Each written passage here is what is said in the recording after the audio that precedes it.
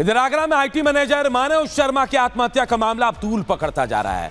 मानव शर्मा ने सुसाइड से पहले एक वीडियो बनाया और इसमें अपनी पत्नी पर प्रताड़ित करने का आरोप लगाया। इस वीडियो के सामने आने के बाद मानव शर्मा के परिवार वाले और उसकी पत्नी के परिवार वाले एक दूसरे पर गंभीर आरोप लगा रहे हैं। पूरी खबर इस रिपोर्ट से बताते हैं।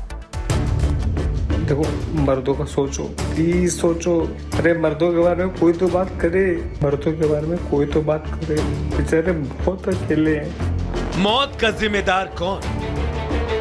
और ये बोलकर मानव फांसी के फंदे पर झूल गए। जी हां, पत्नी के उत्पीड़न से तंग आकर एक बड़े आईटी कंपनी के मैनेजर मानव शर्मा ने आत्महत्या कर ली। सुसाइड करने से पहले उसने 6 मिनट 57 सेकंड का एक वीडियो बनाया, जिसमें सुसाइड करने से पहले मानव ने रोते हुए अपनी आप बीती सुनाई, जो अब सोशल मीडिया में वायरल हो रहा है। The law needs to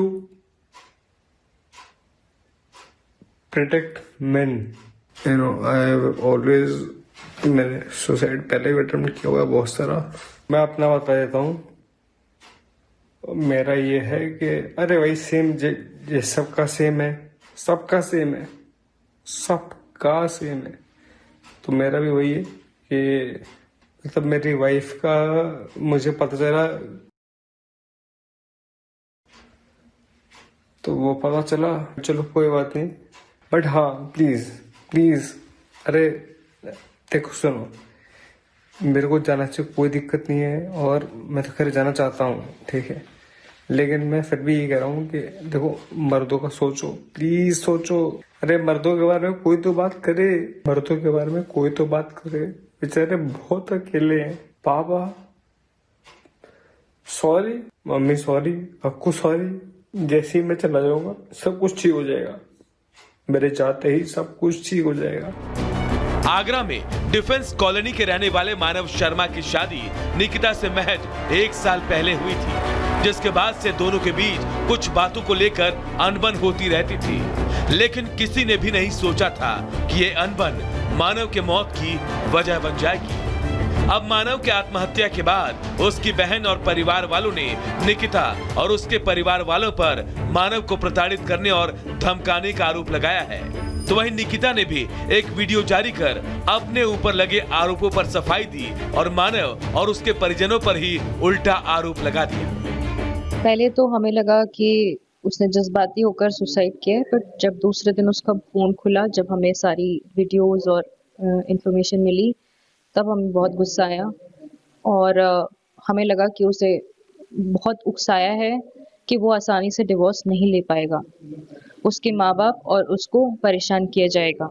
जिस दिन वो मरा है उस दिन मैंने उसकी बहन को कॉल करके बोला है कि वो फांसी पे है, मैंने फोटोज देखी हैं, आप कुछ करो दीदी, आप कुछ करो। उन्होंने बोला कि तू सो जा, लीव, इग्नोर, कुछ मत कर, वो कुछ नहीं करेगा, मेरी बात हो गई है, वो कुछ नहीं करेगा। हालांकि मानव के पिता ने इस मामले में निकिता के परिवार वालों पर आरोप लगाते हुए पुलिस में मामला दर्ज करा दिया है, जिसके बाद पुलिस अब इस पूरे मामले की छानबीन कर रही है।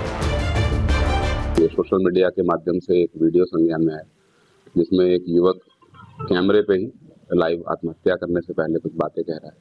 इस वीडियो का तत्काल संज्ञान लेते हुए प्राप्त तहरीर के आधार पर संगत धाराओं में थाना सदर पर अभियोग पंजीकृत है और आवश्यक विवेचनात्मक कार्रवाई प्रस्तुत है और उसी विवेचनात्मक कार्रवाई के आधार पर आगे की कार्रवाई की जाए। पहले अतुल सुभाष और अब मानव शर्मा की आत्महत्या ने एक सामाजिक मुद्दे पर नई बहस छेड़ दी है। एक तरफ जहां इस मामले में इस तरह के बढ़ते मुद्दों पर गंभीरता से सोचने पर मजबूर कर दिया है, तो वहीं महिलाओं के लिए बने कानूनों पर भी गंभीर सवाल खड़े कर रही है। Bureau report, Republic Bharat. और अब बात बिहार की करते हैं। बिहार में एनडीए गठबंधन ने चुनाव तो नीतीश कुमार के चेहरे पर लड़ने का ऐलान कर दिया, लेकिन सवाल ये उठ रहे हैं कि क्या बीजेपी अगर ज्यादा सीटें जीत कर आती है तो मुख्यमंत्री नीतीश कुमार को बनाया जाएगा या फिर नहीं। और सवाल यह भी कि क्या इसी डर से नीतीश कुमार ने अपने बेटे को आगे कर दिया है। रिपोर्ट देखिए।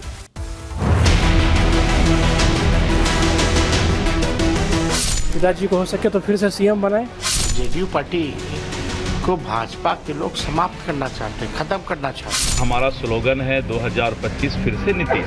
बिहार विधानसभा चुनाव 2025 नीतीश कुमार जी के नेतृत्व में हम लड़ेंगे चुनाव जाकर। दिल्ली के चुनावी नतीजों के बाद अब बिहार में चुनावी सरगर्मी तेज हो गई है।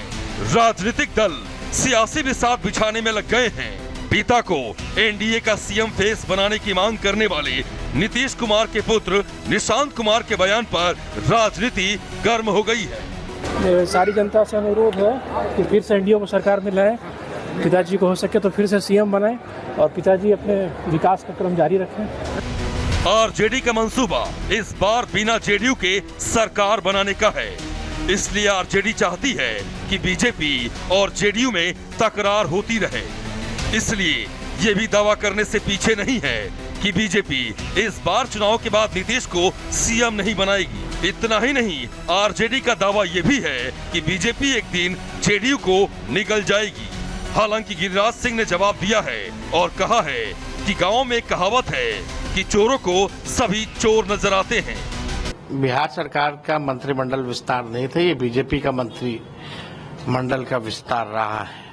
तो पूरी तरीके से देखिए हाईजैक तो हो ही रखी है। जेडीयू पार्टी को भाजपा के लोग समाप्त करना चाहते हैं, खत्म करना चाहते हैं और उसी दिशा में इनके बड़े बड़े जदयू के जो नेता हैं केवल तन जदयू में है, मन और दिल जो है, दिमाग सब बीजेपी में है। उसी हिसाब से ये लोग काम कर रहे हैं कि जदयू को खत्म किया जाए। एक गांव की कहावत है, चोरों को सारे नजर आते हैं चोर, क्योंकि लालू जी की सरकार गैंगस्टरों की सरकार रही, इसीलिए वो दूसरों को भी इसी नजर से देखते हैं।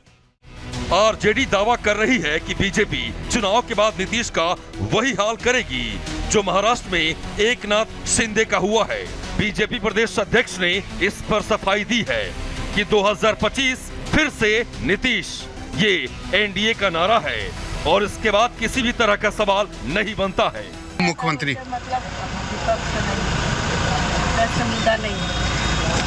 डबल इंजन का सरकार, हम जिनके नेतृत्व में लड़ने जा रहे हैं बिहार, वो नीतीश कुमार जी का नेतृत्व है और हमारा स्लोगन है 2025 फिर से नीतीश। 2 स्लोगन है और इसके बाद मैंने स्पष्ट तौर पर कहा कि ये सारी प्रक्रिया भी पूरी समय पर कर ली। हरियाणा, महाराष्ट्र और दिल्ली में प्रचंड जीत के बाद बीजेपी के हौसले 7वें आसमान पर है। बीजेपी को लग रहा है कि बिहार में इस बार वो जेडीयू से ज्यादा सीटें जीत सकती है। वो संख्या 100 सीटों तक पहुंच सकती है।